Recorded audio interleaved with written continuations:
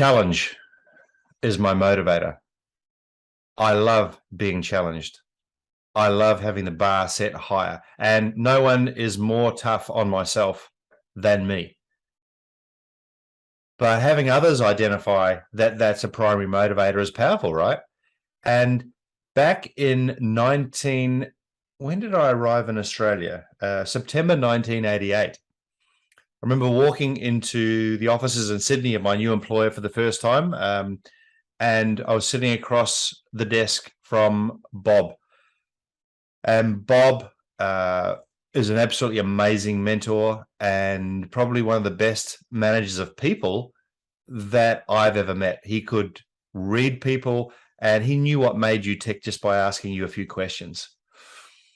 So I arrived in Sydney from New Zealand. I've up stumps, so I've come over, and I was getting my pep talk from the boss on the very first morning of employment. And so I sit down, and Bob used to have those little glasses, the dual focus glasses. And when we were looking over his glasses, he said, welcome to the business, Martin. I said, thanks, Bob. And I'm expecting a motivational talk. And he passes me over a set of khakis and a map of Australia. And he said, so you know your job description? Yes. He said, you know what you got to do? Yes. He said, great. So map of Australia, set of keys, you've got 3 years. And I'm sitting there waiting for the next. He looks up and he says, well, what are you still sitting there for? That was my introduction to this organization. And, but he had read me. He knew that that's what would motivate me. You know your job, just get out there and do it.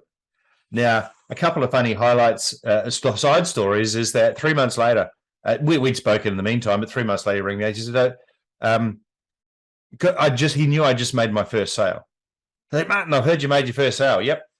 He said, what was it? And I said, well, it was 1 kilo of this particular product to the Q Golf Club. It was worth $16. And he said, so in 3 months, you've sold $16. I said, yep, but don't lose faith, Bob. Don't lose faith. And Bob didn't.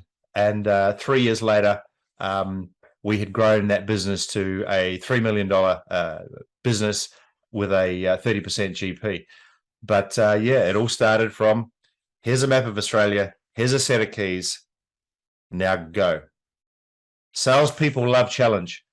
And if you put challenge and you hold people accountable and you keep setting them goals which are realistic, then the challenge is going to be something that motivates them.